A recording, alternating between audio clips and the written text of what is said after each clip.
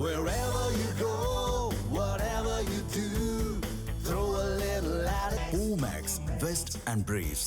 மேகதாது அணையை கட்ட வலியுறுத்தி கர்நாடக எல்லையான அத்திப்பள்ளியில் கன்னட ஜாக்ருதி வேதிகா என்ற அமைப்பின் சார்பாக ஆர்ப்பாட்டம் நடைபெற்று வருகிறது. இந்நிலையில் அம்மாநிலத்திற்கு தமிழ்நாட்டிலிருந்து இயக்கப்படும் ஆம்னி பேருந்துகள் முற்றிலுமாக நிறுத்தப்பட்டு உள்ளன. இது தொடர்பான கூடுதல் விவரங்களை செய்தியாளர் கண்ணன் வழங்க கேட்கலாம். கண்ணன், விவரங்கள். வணக்கம் விக்னேஷ். கன்னட ஜாக்ருதி வேதிகா அமைப்பின் தலைவர் மஞ்சுநாத் தேவா தலைமையில் தமிழக கர்நாடக எல்லையில் ஆர்ச் அருகில் மேகதாட்டில் அணை கட்ட கோரியும் கர்நாடக அரசு அதற்கான நடவடிக்கை எடுக்க வலியுறுத்தியும் அதற்கு தடை கோரி எதிர்ப்பு தெரிவிக்கும் தமிழக அரசை கண்டித்தும் காலி குடங்களுடன் இன்று கர்நாடக மாநிலம் அத்திப்பள்ளி மாநில எல்லையில் ஆர்ப்பாட்டம் நடத்த உள்ளதாக அறிவித்துள்ளனர்.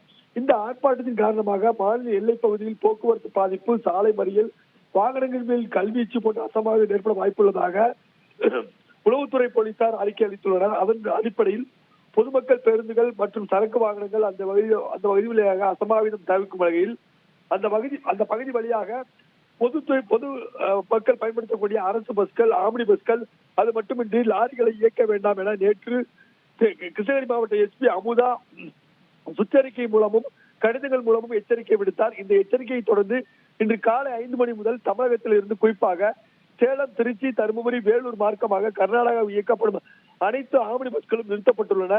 அது மட்டுமின்றி வழக்கமாக இயக்கப்படும் அரசு பஸ்களில் குறிப்பாக விரைவு போக்குவரத்து கழக பஸ்கள் அனைத்துமே காலை 5 மணியுடன் ஒசூரில் நிறுத்தப்பட்டுள்ளது. அதனை போல் மற்ற பேருந்துகளும் ஒசூர் வரையே இயக்கப்படுகின்றன. அங்கிருந்து அத்திப்பள்ளி வழியாக கர்நாடகா செல்லும் அனைத்து பஸ்களும் நிறுத்தப்பட்டுள்ளன. இதனால் அங்கு கர்நாடகா செல்ல வேண்டிய பயணிகள் கடும் அவதியை சந்தித்து வருகின்றனர். குறிப்பாக அத்திப்பள்ளியில் இருந்து 3 கிலோமீட்டர் முன்னதாகவே வாகனங்கள் நிறுத்தப்படுவதால் இங்கிருந்து 3 கிலோமீட்டர் நடந்து கர்நாடக எல்லைக்கு சென்று அங்கு பஸ் ஏறும் நிலைதான் காணப்படுகிறது.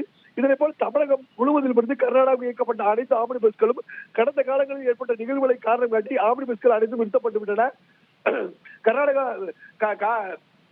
கர்நாடக மாநிலத்தின் நிலைமையை பொறுத்து, அதாவது கிருஷ்ணகிரி மாவட்ட போலீசார் தரும் அடுத்த கட்ட நடவடிக்கையை பொறுத்துதான் பஸ்கள் இயக்கப்படும் என ஆம்னி பஸ்கள் அறிவித்துள்ளன.